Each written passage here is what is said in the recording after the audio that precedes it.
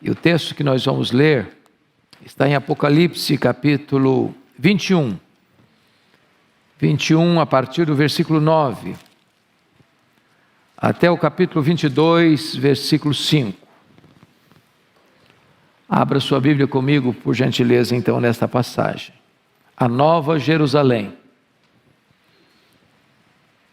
Está escrito: então veio um dos 7 anjos que tem as 7 taças cheias dos últimos 7 flagelos e falou comigo dizendo: vem, mostrar-te-ei a noiva, a esposa do Cordeiro.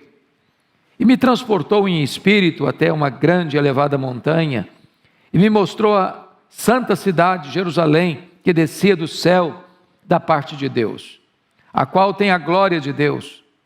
Seu fulgor era semelhante a uma pedra preciosíssima, como pedra de jaspe cristalina.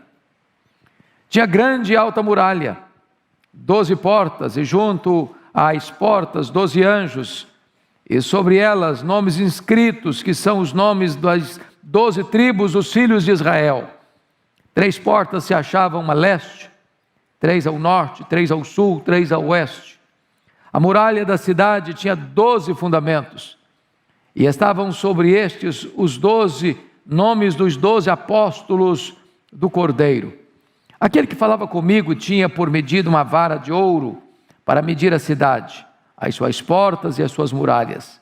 A cidade é quadrangular, de comprimento e largura iguais, e mediu a cidade com a vara até 12.000 estádios. O seu comprimento, largura e altura são iguais.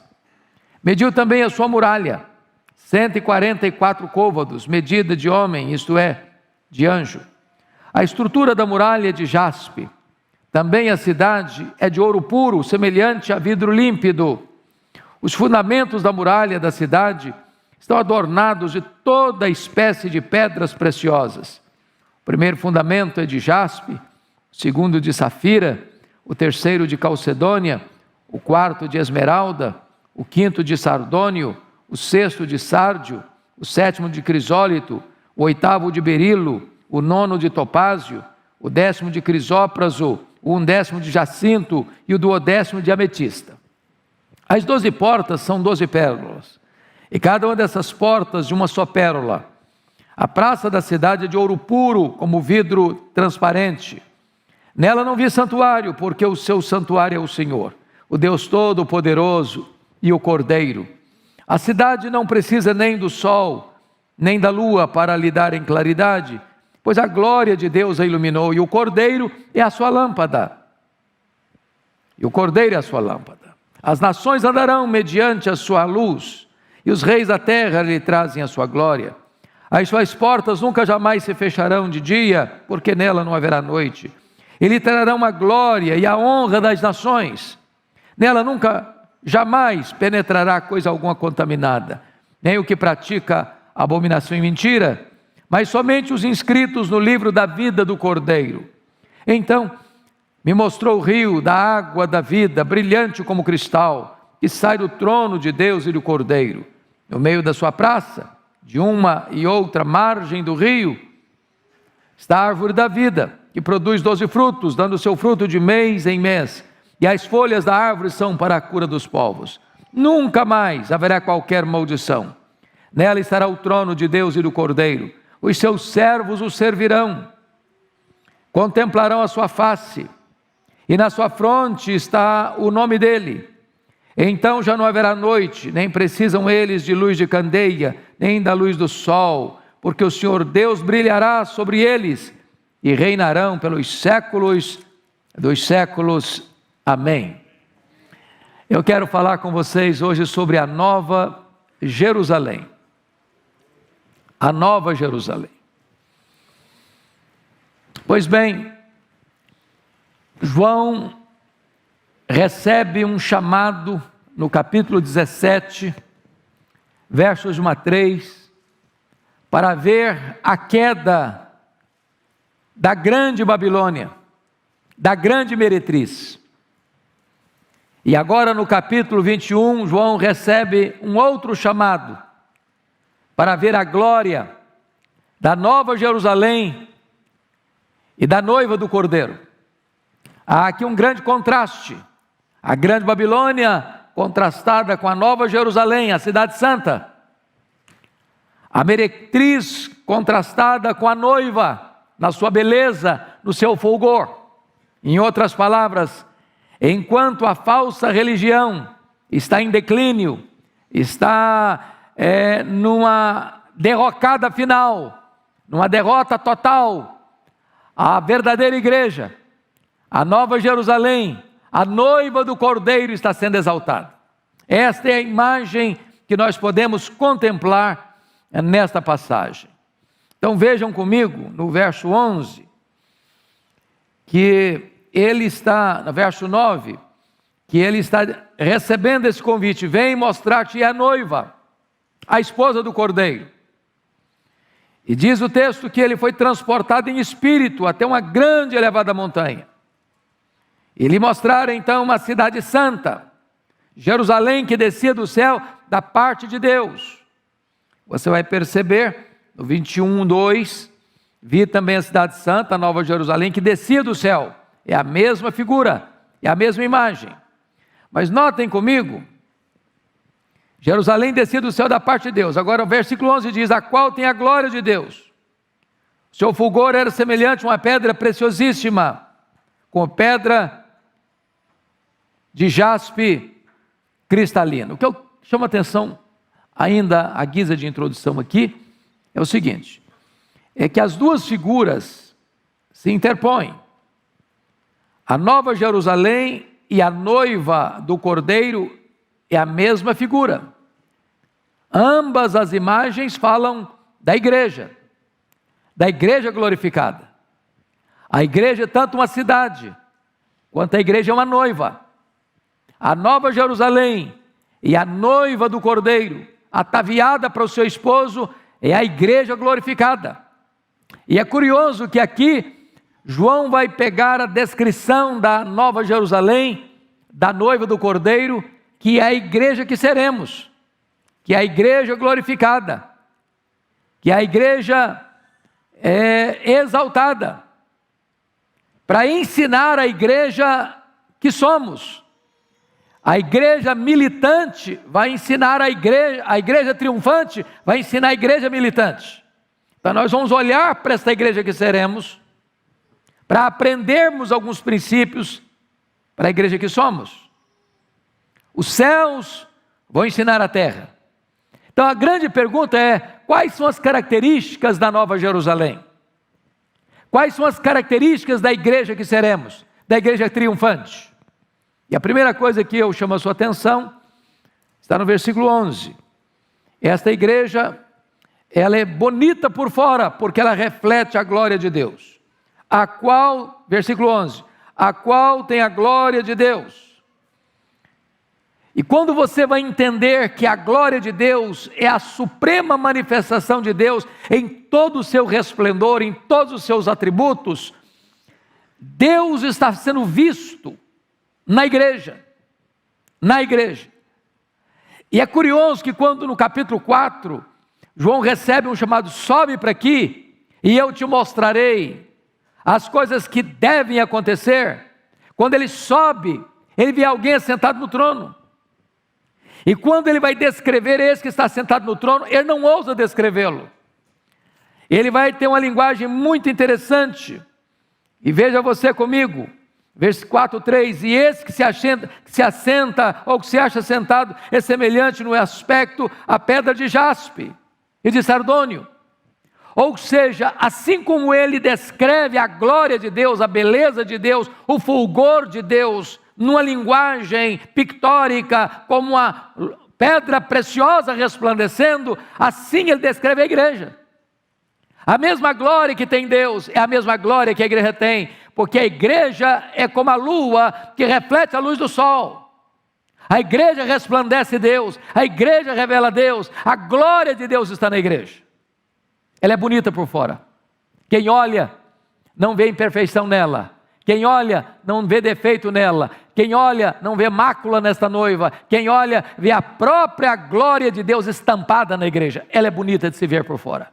Essa é a primeira verdade que esse texto nos apresenta. Mas notem comigo agora, por gentileza, que esta igreja não é só bonita por fora, ela é também, em segundo lugar, bonita por dentro. Vejam vocês comigo o verso 19 e 20. No verso 19 e 20, meus irmãos, está aqui uma descrição de que o fundamento das muralhas da cidade são adornados de toda espécie de pedras preciosas. E ele passa a fazer uma listagem de 12 tipos de pedras preciosas, contrariando qualquer construção civil de toda a história da humanidade. Nunca ninguém, em qualquer cultura, em qualquer tempo, em qualquer geografia, usou pedras preciosas para enterrá-las na fundação de uma muralha, ou de um prédio, ou de um monumento, ou de uma casa. Até porque pedras preciosas são coisas raras, e quando você as tem, você as ostenta. Quando você as tem, você as apresenta numa vitrine, você mostra para as pessoas verem, mas ninguém usa pedra preciosa para fazer fundação. E por que isso está aqui? Porque a igreja que seremos, a Nova Jerusalém, a noiva do Cordeiro, ela não é só bonita por fora, ela é bonita por dentro. Se examiná-la com mais vagar, se fizer uma investigação mais meticulosa, se cavar fundo na história dela, a glória de Deus vai estar lá. A obra da redenção, a justificação, a justiça de Deus nos cobriu, assim como o ouro cobriu as tábuas de acácia do tabernáculo, a glória de Deus vai nos cobrir também. Então a igreja é bela, não tem nada escondido, não tem nada debaixo do tapete, não tem nada por resolver, não tem nada por ser solucionado, tudo está feito, tudo está pronto. A igreja é bela por fora, a igreja é bela por dentro, porque toda ela está tragada pela glória de Deus. Essa é a segunda verdade belíssima que esse texto nos apresenta. Mas há uma terceira verdade. A Nova Jerusalém, ela é aberta a todos. Vejam vocês comigo no verso 13. 3 portas se achavam a leste, 3 ao norte, 3 ao sul, 3 a oeste. Versículo 25 diz: as suas portas nunca jamais se fecharão de dia, porque nela não haverá noite. O que significa isso? Que esta igreja, ela tem porta para todos os lados, para o norte, para o sul, para o leste, para o oeste. De onde as pessoas vierem, tem porta aberta. Não importa a geografia, não importa a cultura, não importa a língua, não importa o idioma, não importa a religião. Em havendo arrependimento e fé em Cristo, a porta está aberta, porque a porta é Cristo. É para os ocidentais e é para os orientais, é para os asiáticos e é para os africanos, é para os homens da Oceania, é para os homens da América, não importa de onde você vem, se você vier para Cristo, a porta do céu está aberta. Ela é franqueada a todos, sem acepção. Esta é a mesma verdade retratada em Apocalipse 5, versículo 9, que o Cordeiro foi morto para comprar com seu sangue aqueles que procedem de toda tribo, povo, raça, língua e nação. Bendito seja Deus, que a igreja de Cristo é universal na sua amplitude. Deus comprou com o sangue do seu Filho os que procedem de todas as tribos, de todas as etnias da terra, e as portas estão abertas. E o convite da graça é esse: quem tem sede, venha e beba de graça da água da vida. Mas, amados, há uma outra verdade nesse texto. Esta igreja é bela por fora, esta igreja é bela por dentro. Em terceiro lugar, esta igreja é aberta a todos. Mas, em quarto lugar, esta igreja não é aberta a tudo. Confira comigo, por gentileza, o que está escrito no verso 12. Tinha grande e alta muralha, 12 portas, e junto às portas 12 anjos, e sobre elas nomes escritos, que são os nomes das 12 tribos dos filhos de Israel. Agora leia comigo o verso 27, você pode ler em voz alta comigo, vamos juntos? Nela nunca jamais penetrará coisa alguma contaminada, nem o que pratica abominação e mentira, mas somente os inscritos no livro da vida do Cordeiro. Olha que coisa interessante. A Nova Jerusalém é aberta para todos, mas não é aberta para tudo. Hoje, tantas vezes a igreja é aberta para tudo, mas não é aberta para todos. Nós estamos assistindo, irmãos, com muita tristeza, igrejas históricas, que até bem pouco tempo eram igrejas conservadoras, no que tange a sua fé, de crer na Bíblia com palavra de Deus inspirada, inerrante, infalível, que hoje se autodenominam igrejas inclusivas. Em outras palavras, do jeito que você vier, vem, pode vir.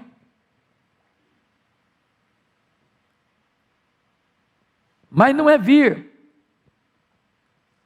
para uma nova vida em Cristo, é vir do jeito que você é, continuar do jeito que você está. Para viver no pecado, para fazer as suas escolhas. Não importa como é que você está.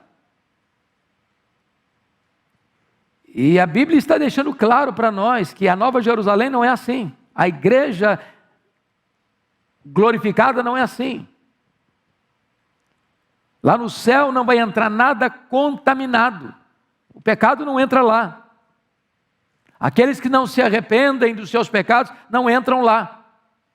Aqueles que não nascem de novo da água e do Espírito não entram lá. Portanto, ainda que as pessoas tenham acesso aqui à instituição religiosa chamada igreja para continuar na prática do seu pecado e achem que está tudo bem, está tudo resolvido, é um equívoco, é um engano. Porque a igreja que deixa de seguir o roteiro das Escrituras e deixa de crer que Jesus Cristo é a única porta do céu e deixa passar por essa porta a transgressão, o pecado, as loucuras deste mundo, em nome de Deus, tornam-se a grande meretriz e a grande Babilônia, e não a Nova Jerusalém, e não a esposa do Cordeiro. Ela é aberta a todos, mas não é aberta a tudo. O pecado não entra lá. Se o pecado entrasse no céu, o céu deixaria de ser céu. Por um único pecado, Deus expulsou o anjo de luz de lá, e Ele certamente não permitirá que ninguém entre lá, a não ser aqueles que foram lavados no sangue do Cordeiro, que nasceram de novo, que são novas criaturas, que se arrependeram e creram no Senhor Jesus Cristo. É interessante que a cidade tem uma alta muralha. Isso fala de proteção, isso fala de segurança. E vejam vocês que, embora a cidade tenha portas e as portas estão abertas, nem todos entrarão na cidade. Porque está escrito no versículo 27, que só entrarão lá os que estiverem inscritos no livro da vida do Cordeiro. Embora as portas estejam abertas, em cada porta, conforme o verso 12, tem um anjo. Assim como Deus colocou um anjo guardando a árvore da vida com a espada flamejante para ninguém se aproximar, também na porta do céu há um anjo que diz o seguinte: só passa aqui quem foi lavado no sangue do Cordeiro, só passa aqui quem foi purificado no sangue do Cordeiro, só passa aqui quem nasceu de novo, quem tem o nome escrito no livro da vida.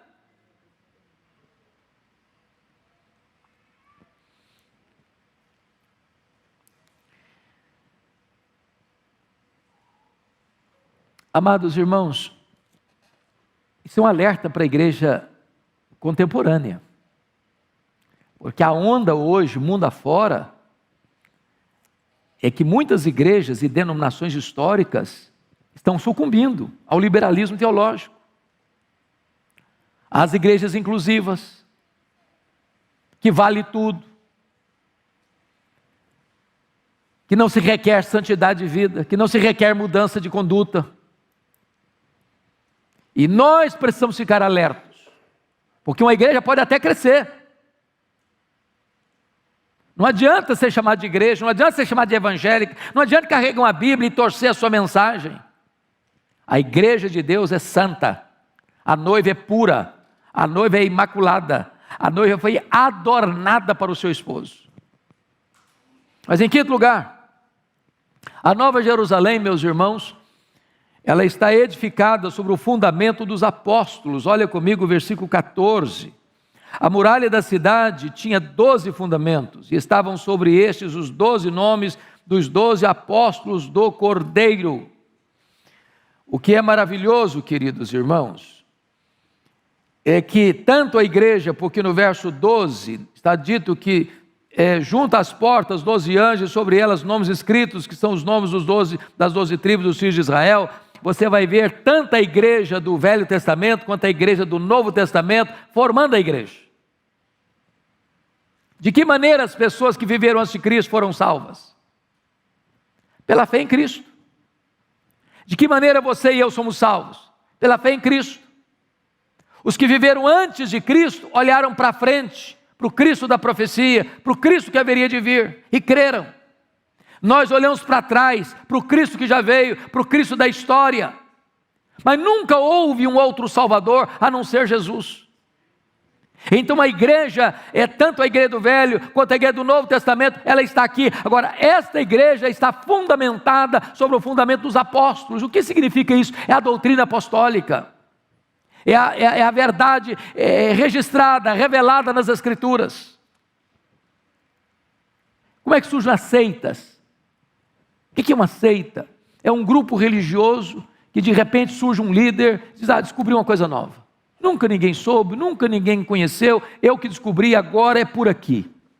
E aí vai deixando a palavra de Deus lá, vai inventando outras coisas, vai criando novidades, vai adulterando o significado da Bíblia, vai mostrando outras coisas que ninguém no passado creu e defendeu, e aí leva as pessoas para fora das Escrituras, para fora da doutrina apostólica. O que foi a reforma do século XVI, se não um retorno às Escrituras, à fé apostólica, à doutrina dos apóstolos?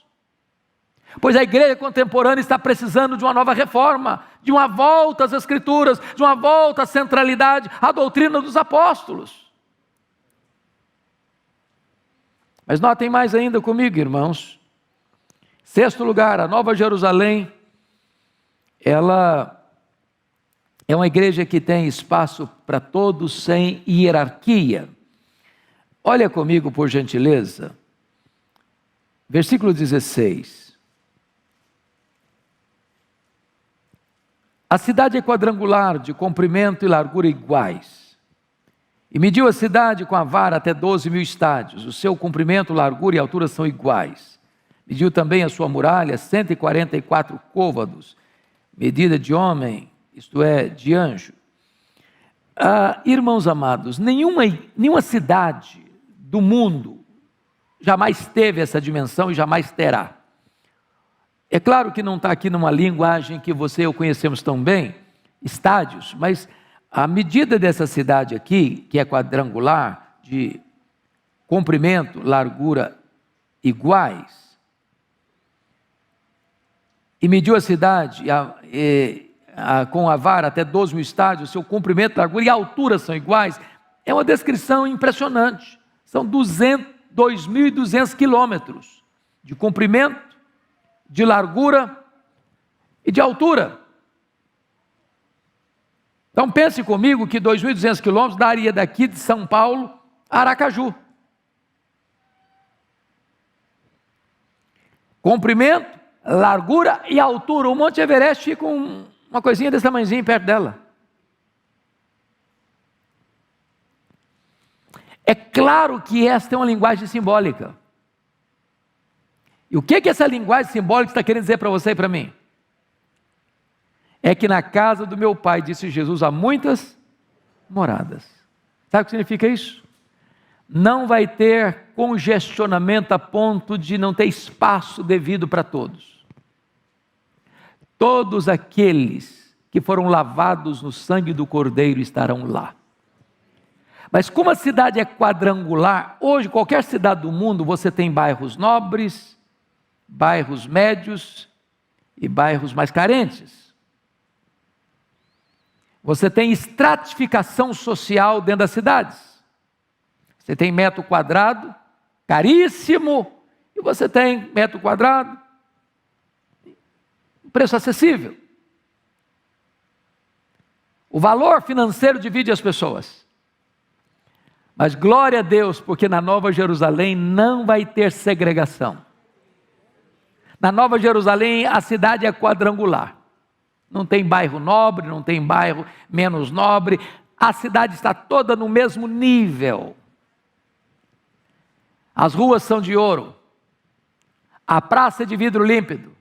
As portas são de pérola. As muralhas são de jaspe. A cidade é de mais de 70 metros. É claro que também é uma linguagem pictórica, figurada, para mostrar que tem segurança. Lá não entra o pecado. Lá não tem mais risco, por quê? Porque o diabo já está no lago do fogo, o anticristo já está no lago do fogo, o falso profeta já está no lago do fogo, a Babilônia já caiu, a morte já está no lago do fogo, e os ímpios estão no lago do fogo. Agora não tem mais contaminação, não tem mais pecado, a cidade está totalmente guarnecida e protegida.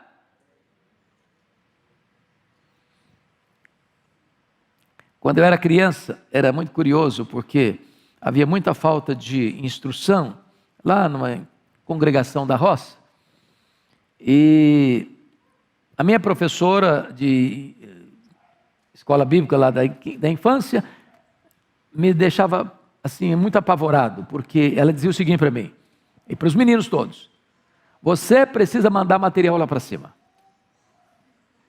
lá para o céu. Se você não mandar material para lá, quando você chegar lá, você vai ter uma taperazinha. Aí você vai morar perto do irmão que tem uma mansão, com torneiras de ouro, com mármore celestial. E eu ficava desesperado, vou morar na tapera, estou morando na tapera aqui, vou morar na outra lá, porque não vai ter jeito. Quando a Bíblia fala de mansões, lá em 2 Coríntios capítulo 5, quando esta casa, esse tabernáculo se desfizer, temos da parte de Deus uma casa, e aí a palavra é mansão, feita não por mãos, eterna nos céus. Ele não está falando de uma casa, ele está falando do seu corpo. Ele está comparando o corpo de glória com o corpo terrestre, com o corpo imortal, com o corpo mortal e corruptível, como uma tenda rota, com uma mansão. Esse será o nosso corpo. E nós estaremos lá, com um corpo de glória, semelhante ao corpo da glória do Senhor Jesus. E esta é uma expressão tão linda, meus amados irmãos, porque todos nós estaremos nivelados no mesmo patamar, todos glorificados. É bem verdade, e eu não vou entrar nesse campo aqui, nessa seara, porque nem o texto diz e nem o assunto é oportuno. A Bíblia fala de galardões. Segundo 1 Coríntios capítulo 3, de 11 a 15, parece que tem gente que vai entrar no céu com cheiro de fumaça. Como que através do fogo, mas não vai receber galardão. Porque tem crente que, embora de fato tenha se arrependido e crido em Jesus, depois cruzou os braços. É um crente apático, meia boca. Não trabalha, não leva Deus a sério no sentido de santificação. Já era para ser mestre, é criança, bebê espiritual, carnal às vezes. Então é hora de você parar e pensar nessa questão de que tipo de crente você é. Você e eu precisamos aprender agora com a igreja que seremos, porque a igreja triunfante precisa ensinar a igreja militante. Pois bem, vamos lá. 7º lugar, como é que vai ser a igreja, a Nova Jerusalém? A Nova Jerusalém, irmãos, confira comigo, no versículo 18, o seguinte aí: a estrutura da muralha de jaspe, também a cidade é de ouro puro, semelhante a vidro límpido. Agora veja o verso 21b, a praça da cidade é de ouro puro, como vidro transparente. O que significa isso? Que a Nova Jerusalém é tudo limpo, na luz, claro, nada escuro, nada sombrio, nada escondido, nada debaixo do tapete, nenhuma sujeira na gaveta, nenhum caixa 2 moral. A igreja é santa, santa. E aí é hora de pensar outra coisa.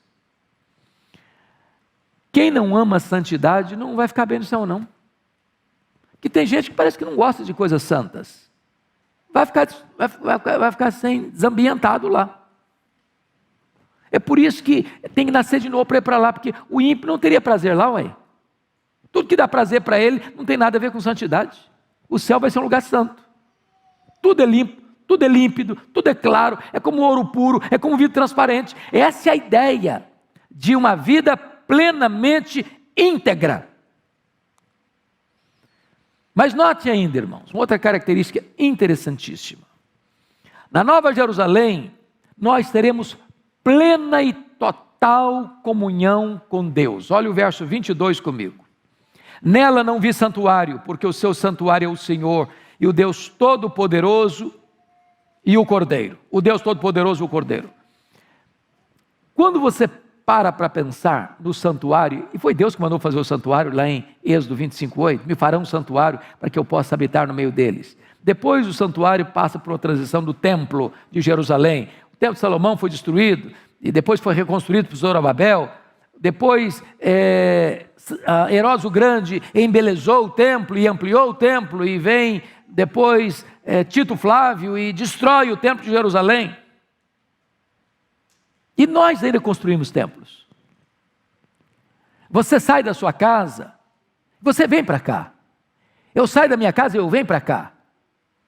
Nós chamamos esta casa de um lugar sagrado. Quando esse prédio foi construído e ele foi consagrado, ele foi dedicado a uma função específica. Aqui não é lugar de debate político, aqui não é lugar de decisão de Copa do Mundo ou de campeonato estadual de futebol. Aqui é um lugar dedicado exclusivamente para quê? Para adoração a Deus, para pregar a palavra de Deus. Mas quando nós estivermos lá, não vai ter templo. Por que não vai ter templo? Porque todo o cosmos de Deus é sagrado, novos céus e nova terra. Mas a comunhão com Deus é tal que o próprio Deus será o santuário, o próprio Cordeiro será o santuário. Aqui Ele habita conosco, lá nós habitaremos com Ele e nele. Plena comunhão, sem qualquer interrupção. Aqui você está na casa de Deus e de repente a sua mente divaga. Aqui você está na casa de Deus e de repente o seu coração trai você e começa a cogitar outras coisas, mas lá não haverá interrupção de um segundo sequer da nossa plena comunhão com Deus, porque nós habitaremos dentro dele. Ele é o santuário. Bendito seja Deus. Mas, amados irmãos, me permita ainda dizer a vocês uma outra característica da Nova Jerusalém. A Nova Jerusalém é o lugar onde estará o trono de Deus. Olha comigo 22:3. Nunca mais haverá qualquer maldição, nela estará o trono de Deus e do Cordeiro. E aqui retrata para nós uma coisa, convenhamos aqui, pense sinceramente, honestamente comigo. Quantas vezes você e eu ainda nos rebelamos contra as ordens que emanam do trono? Não é verdade? Nosso coração ainda é rebelde, às vezes desobediente, até recalcitrante. Mas na igreja que seremos, nunca mais haverá qualquer falta de sintonia entre as ordens que emanam do trono e a nossa vida. O trono estará no meio dela. Bendito seja Deus. E há algumas coisas preciosas, porque note você que vai ter propósito. Há pouco tempo, a pastora Arival, uma menina adolescente, chegou para mim e me deixou muito confuso, porque ela disse assim: "O pastor, posso falar com o senhor?" Eu falei: "Pode. Eu quero dizer para o senhor que eu não quero ir para o céu, não." Aí eu tomei um susto. Falei: "Mas como assim não quer ir para o céu? Você está ficando maluca?" Como diz o André Valadão: "Você não é crente, não?" Você não é crente, não? Não, mas me explica esse negócio melhor. Não, porque eu acho que esse negócio de ideia de céu, pastor, vai ser ficar lá numa nuvem branca, tocando harpa, cantando. Eu não aguento essa vida inteira, não. Eu quero um propósito para a minha vida. Pois está aqui o propósito. Os seus servos o servirão. Então, se você não gosta de trabalhar, você está encrencado, que nós vamos trabalhar lá no céu. A diferença é, primeiro, não vai ter cansaço, não vai ter fadiga.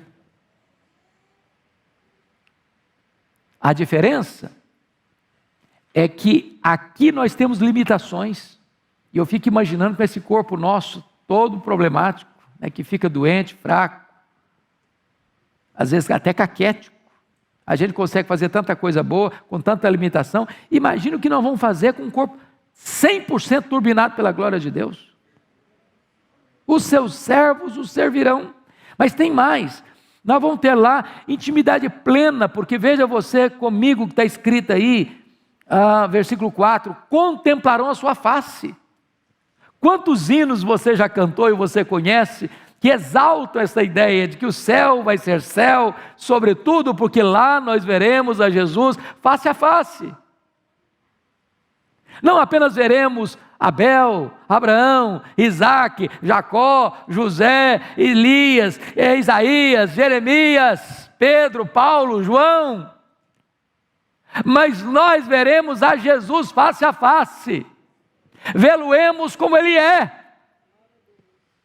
comunhão com Ele, é a presença dEle, é a glória dEle, é o fulgor da face dEle brilhando sobre nós, a ponto de o texto nos informar, vejam vocês, que o Cordeiro será a sua lâmpada.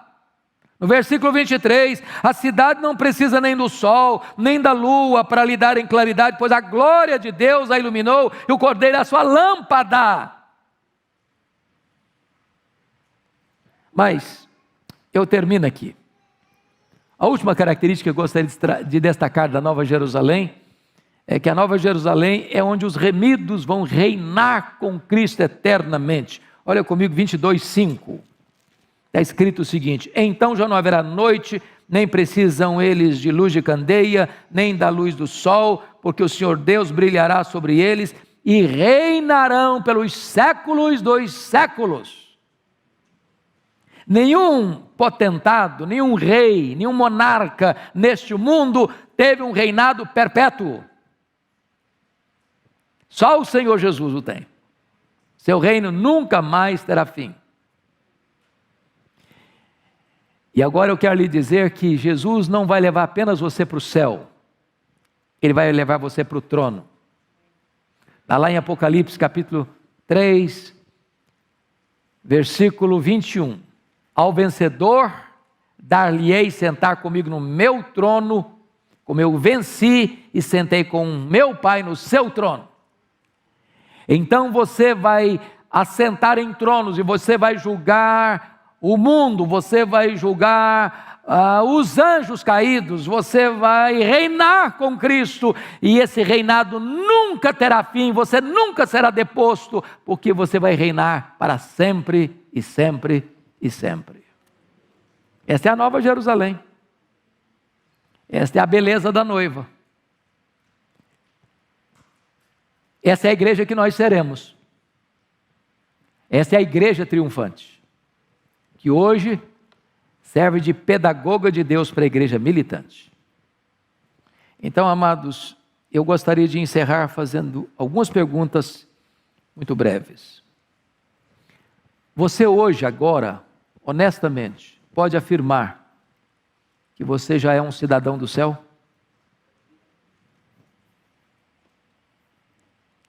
Você hoje pode ter garantia de que seu nome já está escrito no livro da vida?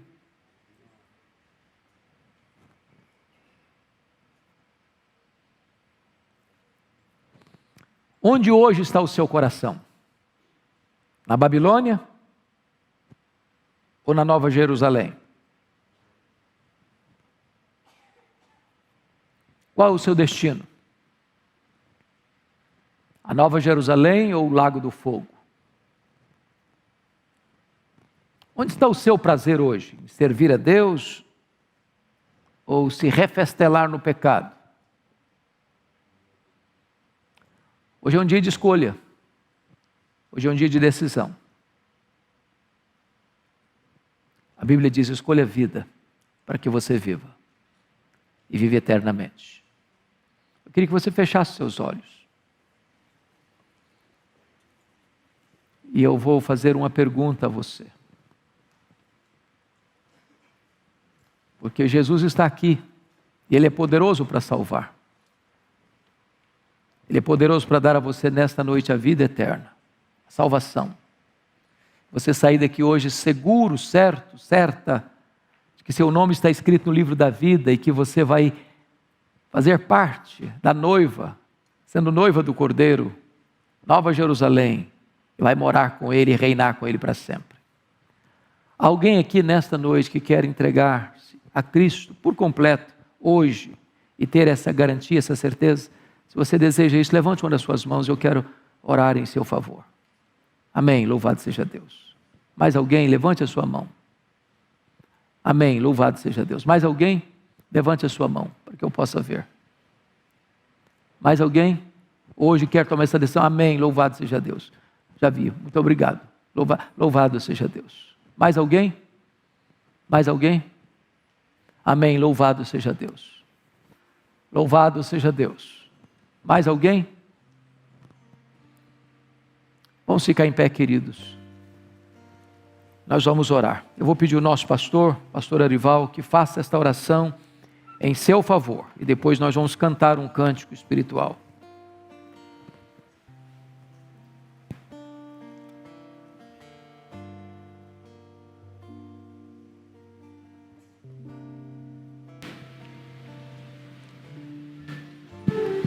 Senhor Deus, nós queremos te louvar por essa bendita e viva esperança. O céu não é aqui. E nós te louvamos porque Jesus Cristo, Ele vai voltar para nos buscar. E nós queremos te louvar por essas vidas que, um gesto tão simples, ergueram a mão para dizer que se rende a Ti nesta noite. Que essa conversão seja genuína, verdadeira, produzida pelo Teu Santo Espírito. Que o Teu Santo Espírito possa selar essa vida como propriedade exclusiva de Jesus, como garantia da redenção final. Ó Deus, que o céu seja o nosso consolo, que o céu seja o nosso desejo, que o céu seja o nosso prazer. Que nós, ó Deus, pensemos sempre nas coisas lá de cima, nas coisas lá do alto, para que nós possamos enfrentar com galhardia, com hombridade, com santidade, no poder do Teu Santo Espírito, as lutas dessa vida. Consola a Tua igreja, consola o Teu povo, anima o Teu povo nesta noite. Nós oramos humildemente em nome de Jesus. Amém.